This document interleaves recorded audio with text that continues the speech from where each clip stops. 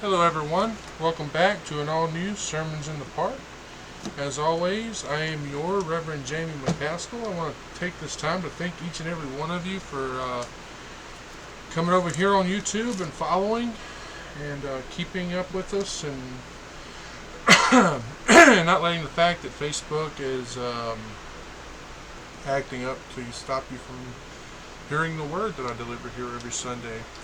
Speaking of what's going on with Facebook, I was on there, it was either yesterday or the day before, and I actually got sent, you know how Facebook puts up these random ads for you? I actually got invited to go, it advertised for me to go to a Satanist page. Yeah, that was different.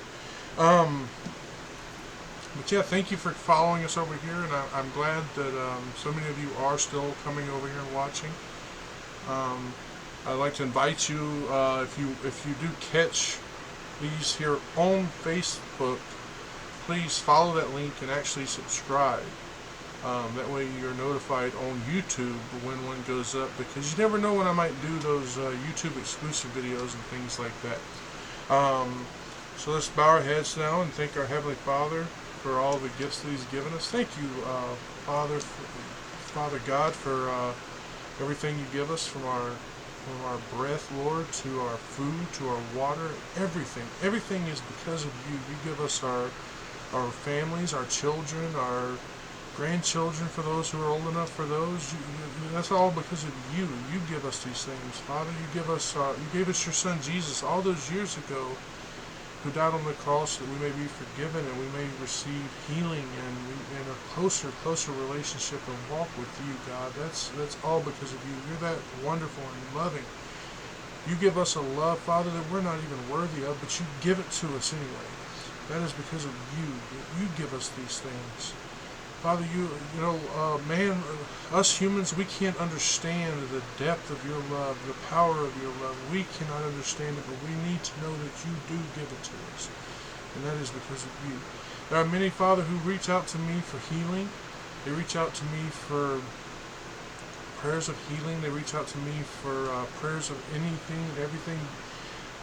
There's so many that I cannot name here. But You, Father, You actually know each and every one of the things that was asked of me, and I ask You now in Jesus' name for those things, for the things they actually need, Father, that You give them to them. And I know that You are, and thank You for giving them those things, Father. Thank You for giving the healing to those who ask and believe. Thank You for giving the homes to those who have asked for it and believe. Thank You, Father. In the name of Your Son, Jesus Christ, amen. So, last week we were reading Job's reply to Eliphaz, and this week we are continuing that. We're continuing that. If I haven't already mentioned it, that whole thing that we've been doing for a while now, that chapter by chapter review of the book of Job. We're going to read the chapter. We're going to review the chapter. We're going to break it down. If this is your first time watching what we do here on Sermons in the Park is we go verse by verse, chapter by chapter, and we look at a whole chapter at a time. And we break it down verse by verse. And if there's words in there that may mean something different than we currently think it means, I go over that with you. And I go verse by verse, word by word, and we break it down. And we're continuing that today. We're on Job chapter 24, and we're continuing this read, Job's reply to Eliphaz. So let's just get on in there, right? Let's just jump right on in. Let's just read Job chapter 24. We're going to read it verse 1 all the way to the end of it, which is verse 25. Verse 24, Job talks about the sins of the wicked. 24 verse 1. Why seeing times are not hidden from the Almighty? Do they that know Him not see His ways? Some remove the landmarks. They violently take away flocks and feed thereof. They drive away the ass of the fatherless. They take the widow's ox for a pledge. They turn the needy out of the way. The poor of the earth hide themselves together. Behold, as wild asses in the desert go they forth to their work, rising betimes for a prey. The wilderness yieldeth food for them and for their children. They reap every one his corn in the field, and they gather the vintage of the wicked. They cause the naked to lodge without clothing, that they have no covering in the cold. They are wet with the showers of the mountains, and embrace the rock for want of shelter. They pluck the fatherless from the breast, and take a pledge of the poor. They cause him to go naked without clothing, and they take away the sheaf from the hungry, which make oil within their walls, and tread their winepresses, and suffer thirst. Men groan from out of the city, and the soul of the wounded crieth out. Yet God layeth not folly to them. They are of those that rebel against the light. They know not the ways thereof, nor abide in the paths thereof. The murderer, rising with the light, killeth the poor and needy, and in the night is as a thief. The eye also of the adulterer waiteth for the twilight, saying, No eye shall see me, and disguiseth his face. In the dark they dig through houses, which they had marked for themselves in the daytime. They know not the light, for the morning is to them even as the shadow of death. If one know them, they are in the terrors of the shadow of death. He is swift as the waters. Their portion is cursed in the earth. He beholdeth not the way of the vineyards. Drought and heat consume the snow waters. So doth the grave those which have sinned. The womb shall forget him. The worm shall feed sweetly on him. He shall be no more remembered, and wickedness shall be broken as a tree. His evil entreateth the barren that beareth not, and doeth not good to the widow. He draweth also the mighty with his power. He riseth up, and no man is sure of life. Though it be given him to be in safety, whereon he resteth, yet his eyes are upon their ways. They are exalted for a little while, but are gone and brought low. They are taken out of the way as all other, and cut off as the tops of the ears of corn. And if it be not so now, who will make me a liar, and make my speech nothing worth? So look right there at verse 1. Let's go ahead and read over that again, shall we? Why, seeing times are not hidden from the Almighty, do they that know him not see his days? You see where it says right there, times not hidden? This tells us that Job believes that God knows the appointed time of everything, which is true, right? God knows the time of everything. We see similar sentiment in Ecclesiastes 3. Let's turn there with me, shall we?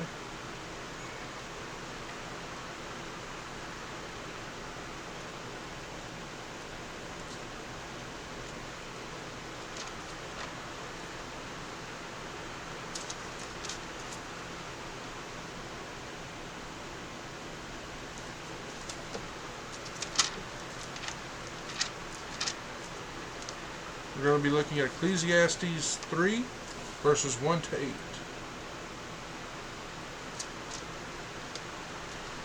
To everything there is a season, and a time to every purpose under the heaven.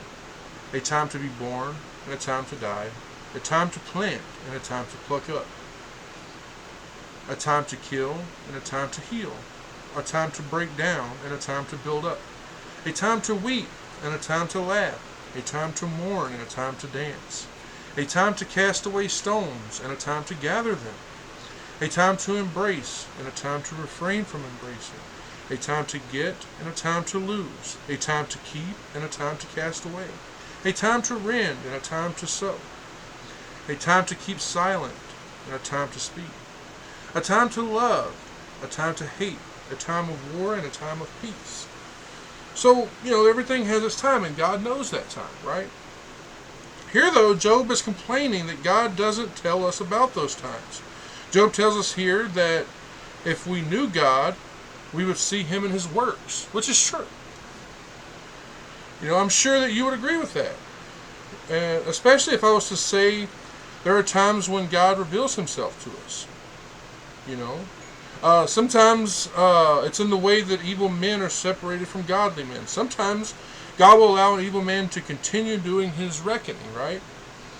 Moving forward, we will see one of the most graphic images of the oppression of the poor that is actually found in the Bible. It's the most graphic. Job wonders how a wicked man can live the way that they do and still escape the divine justice. Speaking of that, before we move on, I want you to look at something with me. I want you to turn to Psalms chapter 10. We're going to look at verse 8. He sitteth in the lurking places of the villages. In the secret places doth he murder the innocent. His eyes are privily set against the poor. So, let's look at, we're going to go on to verse 2. Some remove the landmarks. They violently take away flocks and feed thereof. Now, hold on a second. Look at those words again. Look right there. Remove the landmarks. Now, this is a practice that is actually mentioned several times in the Bible. So we'll look at that real quick. We're going to go to Deuteronomy 19:14.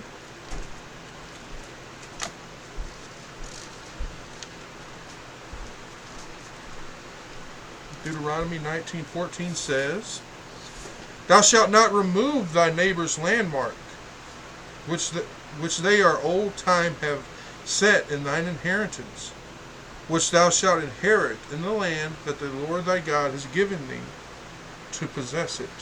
Now let's go on to Proverbs 22:28. We'll see another mention of something similar.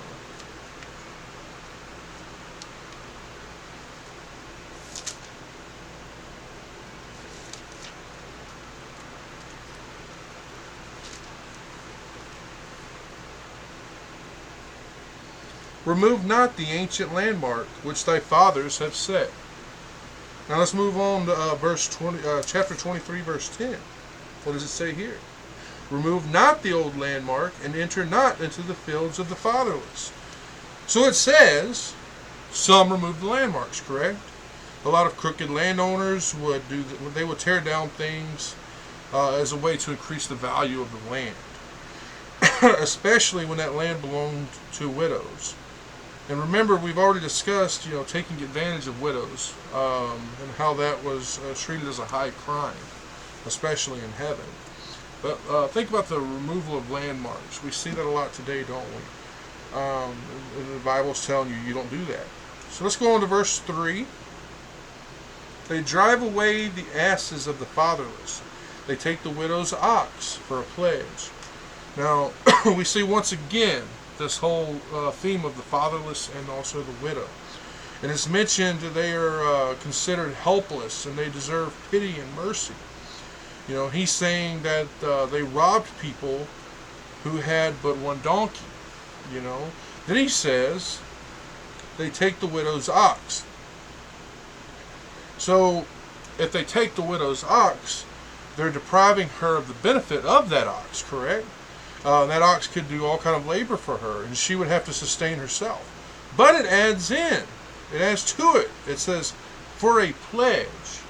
Now, this is contrary to the law of Moses. We can read that in Exodus 22:26. I think we might have already read this together, but we'll look at it again. If thou at all take thy neighbor's raiment to pledge, thou shalt deliver it unto him by the time the sun goes down. Right? So they have to give it back. The law, as you know, was first written in our hearts, and then it was written in Scripture. Saying if you take the last thing that person has, you have to give it back before the sun sets. So let's go on to verse 4. They turn the needy out of the way. The poor of the earth hide themselves together. Now we see a general description of doing the needy wrong here. This is just a general description of doing them wrong. You're keeping them from things that are their right, that belongs to them. It's theirs. And if you look at Amos 5:12, we'll turn there.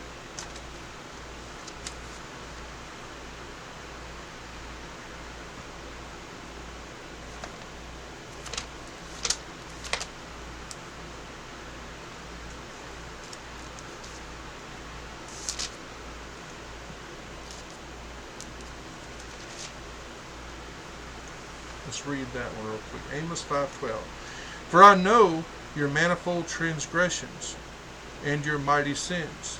They afflict the just, they take a bribe, and they turn aside the poor and negate from their right. And the last clause in this verse, let's look at that again. It seems to sum up the effect of the wrongs. It says, the poor of the earth hide themselves together. The poor here seem to have violently disposed of their own property.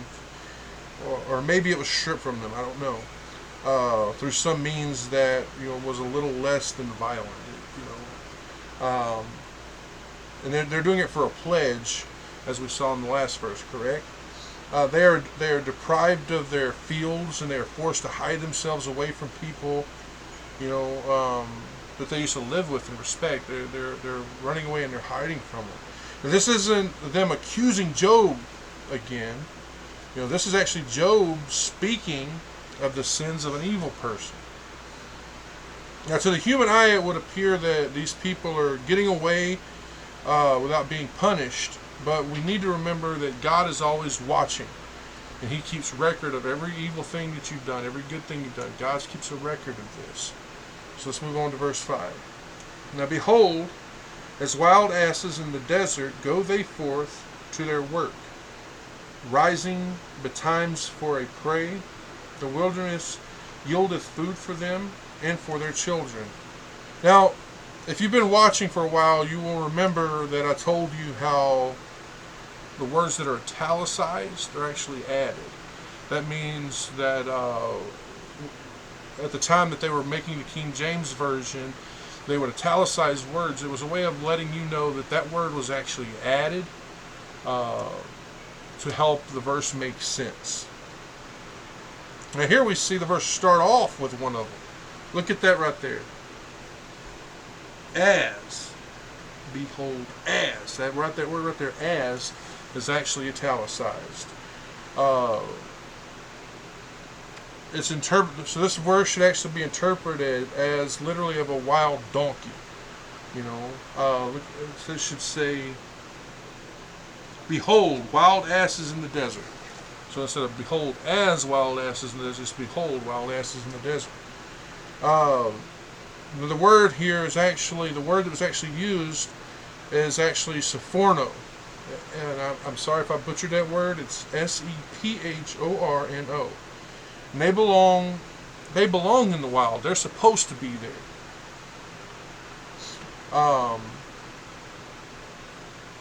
They're wild because that's where the food is provided for them.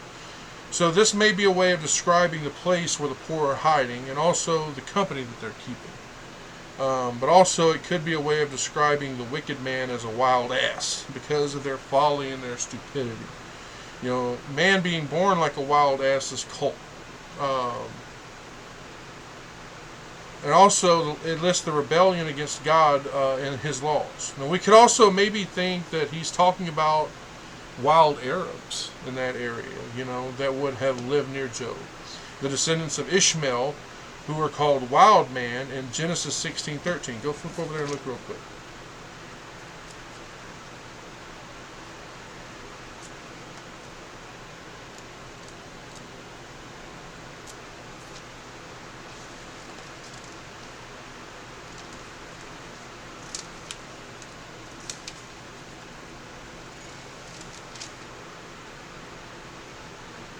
And 16:13. And she called the name of the Lord that spake unto her, Thou God seest me, for she said, Have I also here looked after him that seeth me? And again, I must have wrote down the wrong verse. I probably did. Sorry about that. So let's continue on. They probably would have robbed these men, these wild Arabs would have probably been robbing people and plundering. You see right here where it says they go forth to their work. Now that work is probably being a thief. They're probably stealing and robbing people. This would have been their trade, right? So to them, it's no different than any other job. He goes on. What's he say? He says, rising betimes for a prey. This is talking about how they would go to bed early, make sure that that they met the most industrious travelers, so that they could prey on him, robbing him of whatever he has with him. And then it says, the wilderness yieldeth food for them and for their children. Even though they are hiding and they're waiting in the wilderness, they can't find the sustenance that they need. But, they're robbing people, right? To make sure that they have enough for their families. Even though one might take this as speaking of the poor who were mentioned previously, because they would surely be hiding and they'd be working hard, laborious jobs in order to even get the bread that they needed for food. The word pray here stands out to me. This is indicative of someone who is wickedly preying on people. So in my opinion, Job is actually speaking of evil people being like wild asses. Like I said, the wild Arabs.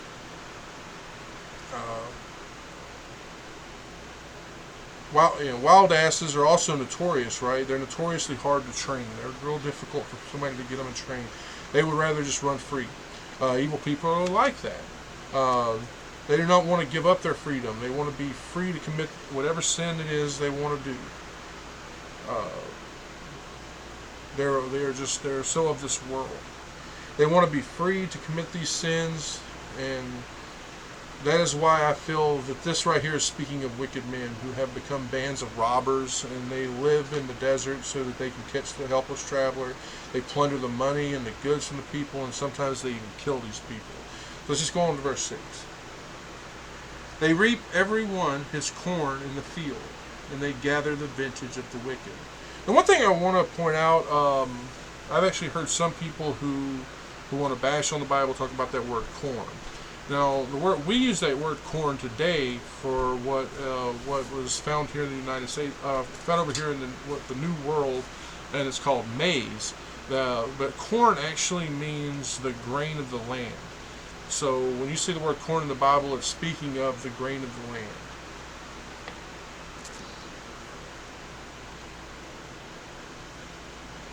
Again, we have that italicized word here, don't we? Let's look at this one. And it's that word right there. Every one. It's right there. It says every one. That one is actually italicized, which again means that it was added. And honestly, I don't think they should have done that one here because it changes the meaning. Look at it without them. They reap his corn in the field. That sounds like a robber, doesn't it? It's like a thief. It puts it into that context with what we just discussed in that last verse. These plunderers are taking the corn from the honest, hardworking man that had been trying to support his family. It goes on. They gather the vintage of the wicked. This sounds like they're plundering the vineyards of the honest man, just like they did the cornfields.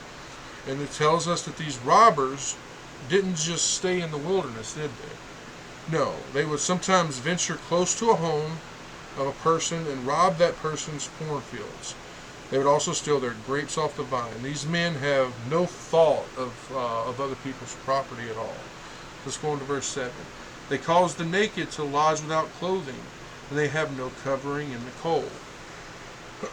This part of the phrase will confuse you if you don't know what it means. So let's look at it. Calls the naked. With a little research you can see, and I might have mentioned this in previous chapters, but again it bears to be repeated.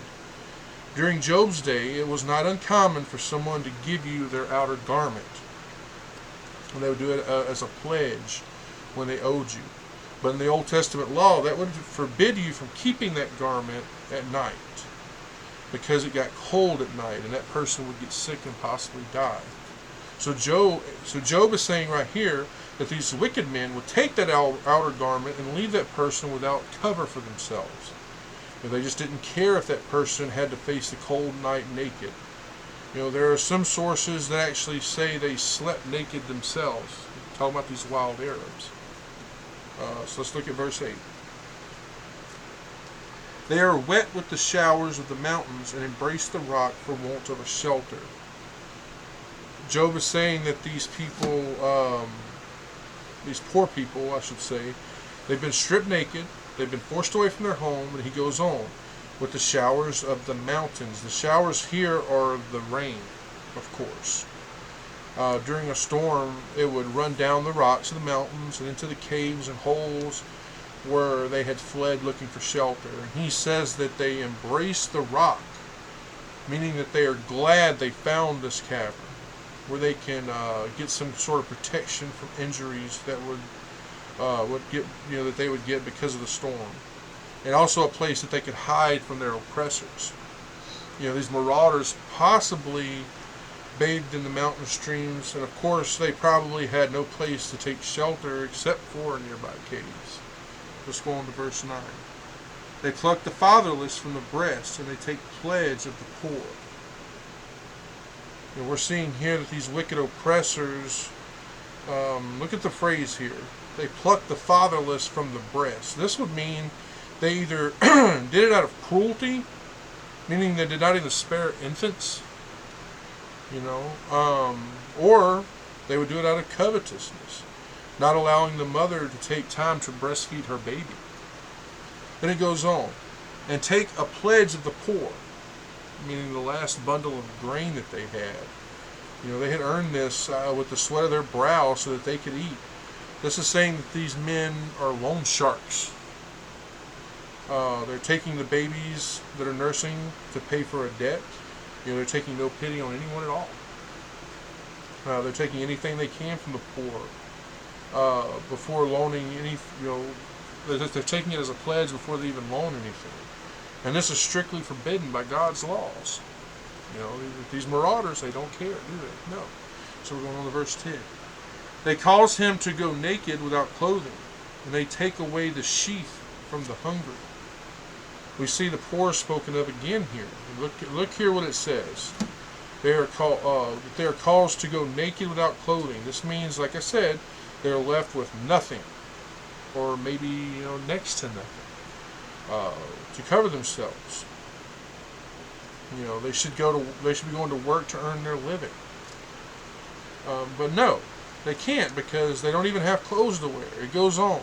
And they take away the sheaf from the hungry, that single grain that a poor man had earned with the sweat of his brow so that he could eat. The wicked man has taken that away from him, and he's put it in his own store so he could sell it. Or even if they, it could mean that the poor had come to them hungry, and they sent them away with nothing, which is also just as bad. These people who loan money to the poor and take everything away from them, they're wicked men. It looks like these men had taken everything, even the clothes that they were wearing, taking away from these poor people, even though they know that they had no way to pay them back. He had taken their grain, leaving the poor man and his family to face hunger, all because this greedy man, had confiscated from someone who owed him money. And we're going on to verse 11. Which make oil within their walls, and tread their wine presses, and suffer thirst. So the poor man is spoken of again here. Job says, within their walls. Now, this could mean one of two things. So we're going to talk about this. So let's go to the first one. It could mean within their own walls, meaning their private and secret places, because they're afraid of their oppressors. Or it could mean within the walls of that rich man, the one who had oppressed them for and they're doing it for his own use. Because let's face facts here. The poor, they had no walls to call their own. They had no house. They have no olive garden, no vineyard. They had been violently driven away from all of that. It goes on, and tread the wine presses, meaning the grapes that were in the wine presses. Then it says, and suffer thirst. The poor are not even allowed to drink something. Not the wine they're making, or the water.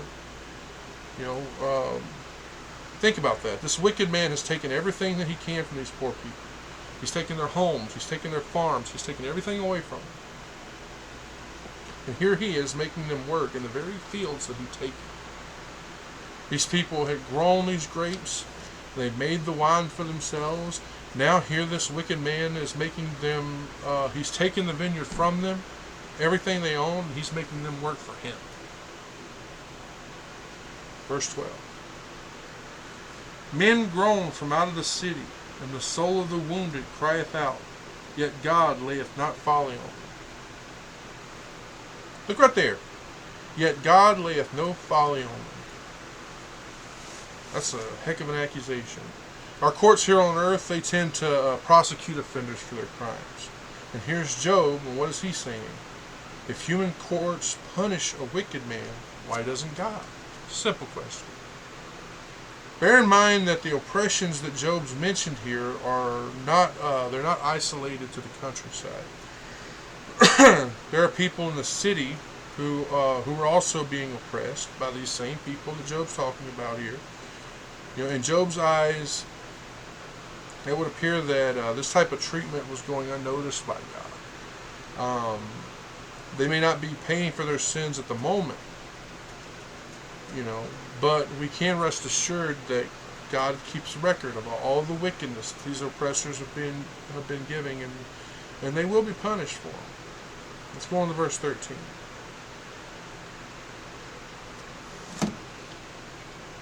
They are of those that rebel against the light. They know not the way thereof, nor abide in the paths thereof.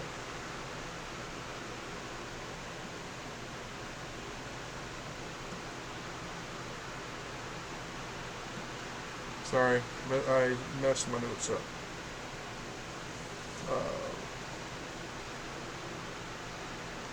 We'll read that verse again. Give me just a second. They are of those that rebel against the light. They know not the ways thereof, nor abide in the paths thereof. Now, this is speaking of people who sin of their own accord.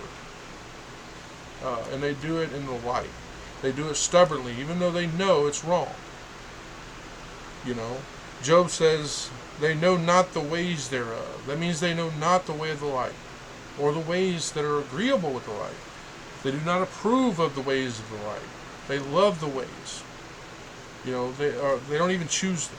Job just says that they nor abide in the paths thereof. This tells us that they start to do the right thing, but they won't continue in that way. They're reprobate. They have fully rejected God's light. We can see that they have not only rejected it, not only for themselves, but they've tried to destroy those who do follow the light. They know nothing of God, and they're not interested in learning of God. Does that sound familiar? Look around. You see it every day. Let's go on to verse 14. The murderer rising with the light killeth the poor and needy, and in the night is as a thief. So we see that this murderer here, it talks about that he's rising at dawn, which is the time that most men are asleep. He's rising up while everybody's still asleep. And why does he do this? He does it because you can't expect him to do it. In pitch darkness. He's got to do it during the daytime. So he can't do it at nighttime. He doesn't have the courage to attack a powerful man because they would most likely be armed, or they would have a guard to defend them. So he enters the home of the poor where he could work with little risk. The verse goes on. And in the night is as a thief. That means he doesn't break into the home simply to kill. No. He had theft on his mind. He probably wouldn't kill unless he absolutely had to. If he met some sort of resistance, or maybe he was spotted. He'll take full advantage of this early in the morning light because, as we said, most people are still asleep. And also soundly. You've been asleep for a little while. It's harder to wake you up. He came in while it was dark and believes that he will not be seen. But he doesn't realize, or even care really, that God knows what he's done and keeps a record of it. So let's go on to verse 15. The eyes also of the adulterer waiteth for the twilight, saying, no eye shall see me, and disguiseth his face. Right here, you notice he's speaking about adultery. But notice how he mentions the eye. Because it is the eye that notices the difference between light and darkness. Look here where it says, the twilight, meaning the evening time, which is when he gets the opportunity. Then it says, saying. He's saying this in his heart. He's trying to comfort himself with the thoughts that no one knows what he's doing. He goes on. Disguiseth his face. In Hebrew, it actually means that he puts his face in secret. Meaning he covers it in a mask or maybe a cloak so that he isn't discovered. During Job's day, it was actually the greatest sin to commit adultery. In God's eyes, it still is. But this person spoken of here seems to think that as long as no one catches him or knows about it, they won't be punished. But think about this, people. Two people who commit adultery know about it. They know about it. God knows about it. All the disguises and the darkness in the world cannot hide you from the eyes of God. Let's go on to verse 15. The eyes... verse 16. Yeah, I messed up, sorry. In the dark they dig through houses, which they have marked for themselves in the daytime. They know not the light. Now this is actually really interesting because this is describing how burglars worked at the time of Job. Remember, there probably were not very many windows at that time. And when they were probably really high up on the wall. And the doorways were usually blocked off with bolts and bars. But the walls, they weren't as strong as we have now. They were actually made of clay or maybe some sort of rubble or bricks that had been sun-dried. Mud. They would take a mud and they would form a brick and then they would lay it out in the sun and let it dry. It's actually how they made bricks back then. They were weak and easy to get through. Now, think about how easily it would have been if it was actually a dividing wall. They actually would build these houses. The outside wall was the hardest part.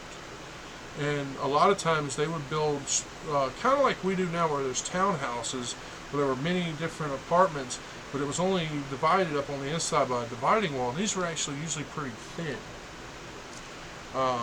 If a burglar got in, say, to an empty house next door, it was easier because sometimes 2 or 3 homes, like I said, were connected. And the only thing that separated them was this small partition. The Greek word that we use, that you find for burglar, is actually a word called, and I'm sorry if I butcher this, and I know I'm going to, toi chorishos. Toichoroychos. And what's really funny is it actually means he who minds the walls.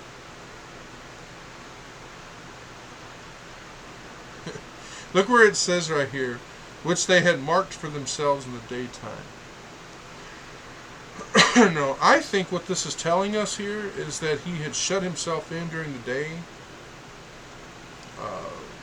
And again, we have this saying here, they know not the light.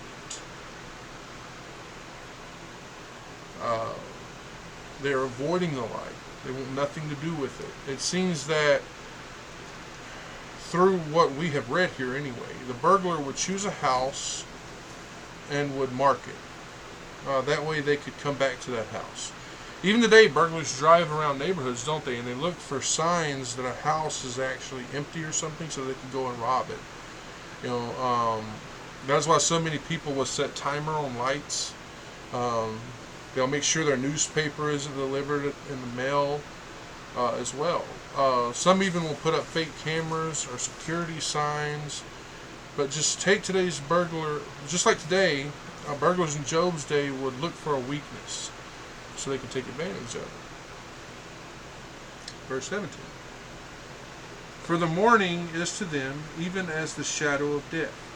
If one knows them, they are in the terrors of the shadow of death. Now, taking into account what we just read, it's saying here that the robber dreads the light like he would, like we would, the darkest of dark. Because, see, the light reveals what they are trying to hide, so they do their best to avoid it. And we see this here when it says, as the shadow of death, meaning the darkest dark. Then it says, if one knows them, meaning simply that if they were to be recognized. But also, let's remove the italicized words, shall we? What does it say then? Let's read it without the italicized words. For the morning to them, even as the shadow of death. If know them, they are the terrors of the shadow of death. Each one of them are familiar with the terrors of the shadow of death, the darkest of darks. Do you see that? The terrors of the shadow of death. This is the grossest darkness. To a normal man, to one of us, this is terrible. It's just terrible. But to these men, it's normal and acceptable. He hates the light and he loves the dark. These burglars are afraid to be caught in the light. They're afraid they'll be caught in the daytime because they know that if they're caught, they would be killed. Moving forward, we see Job angrily, we see Job and he's angry, right? He's by the ounce of the wicked. And if we wanted to look at, there are many chapters in the Psalms that we could compare them to. Job still believes in God and that God judges these evildoers. We also see Job refer to the opinions of that his friends are given, saying their views were correct, that the wicked should experience punishment. But look around. Are they? Let's go on to verse 18. He is swift as the waters. Their portion is cursed in the earth. He beholdeth not the way of the vineyards. What Job is saying here is that this wicked man, he passes away with all of his glory like the water. Water never stays in the same place. They drift by. Look at this here. Their portion. Honestly, he should just say what he means here. He is still speaking of the same person, so why not say his portion instead of their portion? He goes on. Is cursed in the earth, meaning all that he leaves behind is cursed by God and also by man. It is accursed because of the judgment of God. Then Job goes on. He beholdeth not the ways of the vineyard, meaning he will never see or enjoy his vineyards, or any other pleasant place or thing for that matter. Job is maintaining his stance that many ungodly men prosper and escape punishment while they're alive. But he's asserting here that God will eventually punish them, and that yes, sometimes he does do it by cutting them down with a cruel and untimely death. I think this is speaking of what would have befallen these burglars, when they were caught. That God would not give them blessings but curses. Verse 19. Drought and heat consume the snow waters, so doth the grave those which have sinned. I'll reread that to you. Drought and heat consume the snow waters, so does the grave those which have sinned. Job is saying simply that the head and drought of summer, I should say the heat, I don't know why I said head, the heat and drought of the summer consumes all, and it fries up all of the water which came down from the mountains. Because you got to remember, at the time in Job's day, a lot of that was snow melting and it was coming down in streams. But he's saying that the heat will eventually dry that up. The grave does this to the wicked man as well. Job is speaking of punishment to those who have sinned and not repented. He's saying that it is just as certain as the snow melting during a drought and heat, He calls hell the grave here as well. Verse 20. The womb shall forget him. The worm shall feed sweetly on him. He shall be no more remembered, and wickedness shall be broken as a tree. It goes really well with that last verse, doesn't it? You know, he's saying that his mother will not even mention him or remember him at all. This wicked man. When he dies, his mother's not even going to remember him. But she will be ashamed to even admit they are even related because of the life of sin that he had lived. This is the future that awaits this man. You know, not the honor and renown that he had thirsted for, or maybe even labored for. He thought that his name and memory would be sweet like perfume. But look what Job says here. The worm shall feed sweetly on him. This man was so proud, but he was also a tyrant. He had preyed on those around him, and here Job is saying that he would become prey himself, that the worms will feast on it. Then he says, he shall be no more remembered, meaning he will not be honored, he will not be desired, right? His name will just rot away and will very easily be forgotten. You know, the only way he will be remembered is in infamy. Then Job says, and wicked shall be broken.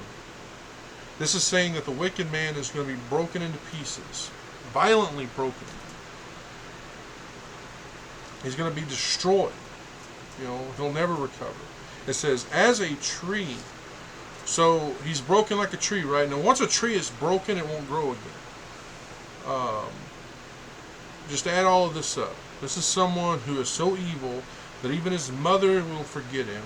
The only thing that he enjoys, the only thing that will enjoy him after he dies is the worms that eat him, and the wickedness will not continue.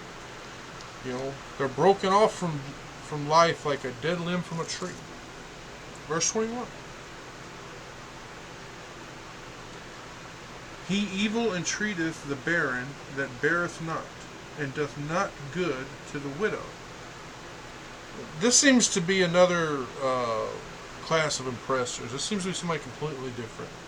Or, you know, maybe this is a return to that idea that Job had opened this verse with back in verse 3, where he spoke of the oppression of the weak and the defenseless. You know, a woman being considered barren was actually one of the greatest misfortunes that a woman can go through. If you'll turn with me to 1 Samuel 1, we'll look in there and I'll show you.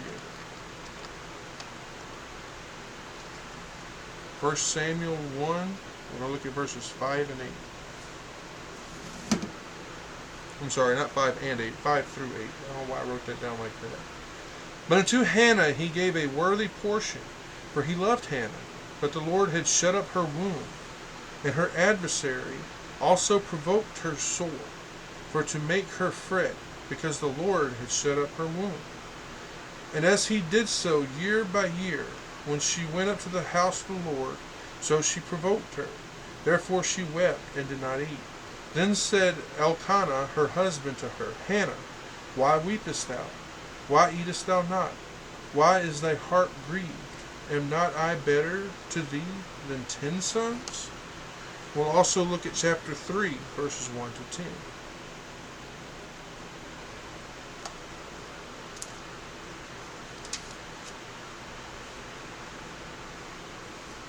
And the child Samuel ministered unto the Lord before Eli. And the word of the Lord was precious in those days. There was no open vision.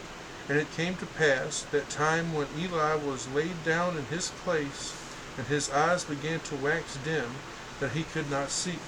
And ere the lamp of God went out in the temple of the Lord, where the ark of God was, and Samuel was laid down to sleep, that the Lord called Samuel, and he answered, Here am I. And he ran unto Eli and said, Here am I, for thou callest me. And he said, I call not. Lie down again. And he went and lay down. And the Lord called yet again, Samuel. Samuel arose and went to Eli and said, Here am I. for thou didst call me. And he answered, I called not, my son, lie down again. Now Samuel did not yet know the Lord, neither was the word of the Lord yet revealed unto him. And the Lord called Samuel again, a third time. And he rose and went to Eli, and said, Here am I, for thou didst call me. And Eli perceived the Lord had called the child. Therefore Eli said unto Samuel, Go lie down, and it shall be, if he call thee, that thou shalt say, Speak, Lord, for thy servant heareth. So Samuel went and lay down in his place. The Lord came and stood and called as at other times, Samuel, Samuel. Then Samuel answered, Speak, for thy servant heareth. So, for someone to oppress a barren woman was extremely cruel. Look here where Job says, And doeth not good to the widow, meaning they neglected her cause. This was a man's duty. But this man, this evil man, he is tormenting this poor woman who cannot have kids. He's taking advantage of this widow who could not even protect herself. Moving forward, we will see Job's view. He says their punishment will come eventually. Remember, God decides the time of that retribution. He knows the right time. Job is very confident that his belief in this matter can never be refuted. So we'll go to verse 22. He draweth also the mighty with his power. He riseth up, and no man is sure of life. Draweth means continues. The mighty, he would refer to God. So God prolongs their life and continues them in their place. The mighty that is mentioned would actually be these oppressors. It is God that upholds them by his power. Look here where it says, He riseth up, and no man is sure of life. Even when they fall under some, calamity maybe or illness, and they believe that they're going to die, they return to their life and power. The verse is just Job's way of saying that these evil men, I should say, gather together so that they are greater threat, like a gang. They believe that no one can be sure that they would let them live. They are both murderers and robbers. Okay, now let's look at verse 23. Though it be given him to be in safety, whereon he resteth, yet his eyes are upon their ways. He's mentioning here the he mentioned here is, of course, God, right? It's saying God grants him to be in security, and thereon he rests. God allows these wicked men to escape from their trouble and allows them to live safe and secure. And the man, he will rest on that security that was given to him, and he's quite content. Look right here. Yet his eyes are upon their ways, meaning God is still watching them. You see, they think they're safe, and for a time, it might seem that way. But God is taking notes, right? Everything they do, he's going to deal with it. Verse 24. They are exalted for a little while, but are gone and brought low. They're taken out of the way as all others, and cut off as the tops of the ears of corn. This verse is a little difficult, but we're going to give it a shot. We're going to do our best to break it down here. To me, it seems like it's a plea for God to set times for judgment. Now, for us that know God, we're not going to see those days. Notice how this whole chapter has been a list of crimes and those who have committed them. It seems to imply that they carry on in their wicked activity with no intervention. Now, it would also appear to us that they are prospering, but one day they will die, as we all do. Everybody does. And when that day comes, They will have to stand before the judgment seat and answer to God for everything they've done. Let's go on to verse 25, the last verse in this chapter. And if it be not so now, who will make me a liar and make my speech nothing of worth? Here Job is, and he's concluding this rant against the injustice of the world. And he does so by challenging God and these friends of his. Look what his words are. He says, make me a liar. The larger portion of the book of Job demonstrates how Job was certain that God knew him, that God knew his true character. But here in this verse, we see that he's vexed. Why is he vexed? He's vexed because he's suffering. Now compare this with me. We're going to go to Psalms 11 and we're going to look at verse 4.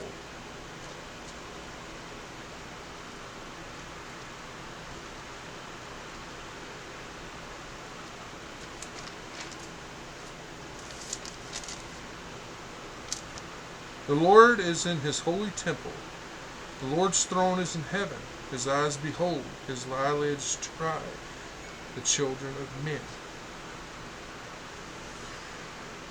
Look right here in this verse where Job, back in verse 25, where Job said, who will make me a liar? He's asking a simple question. He's saying, who's going to prove me wrong in what I said? Job wants someone to step up. He wants someone to come in and prove him wrong.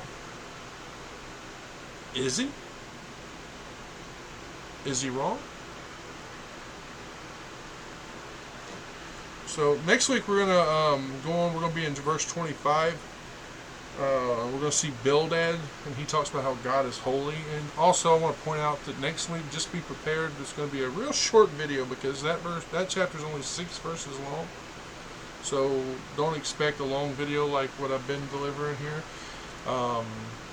With me doing these on YouTube, it seems like every one of them has been at least an hour long, which is a good thing. It's showing that my videos are probably a lot shorter back then because honestly Facebook was popping and cutting me out. So thank you all for joining me here. I really appreciate it. As I said, if you're catching this on Facebook and you're coming over to YouTube and you're watching these videos, please take the time to like and subscribe so I know you were here. It means a lot to me. So thank you for joining me here. May God continue to bless you and keep you. If you need me for anything, guys, don't hesitate to contact me. Message me on Facebook. I'll be glad to help in any way I can. So thank you for joining me here. Like I said, God bless you and keep you, and I'll see you all here next week for an all-new Sermons in the Park. Thank you.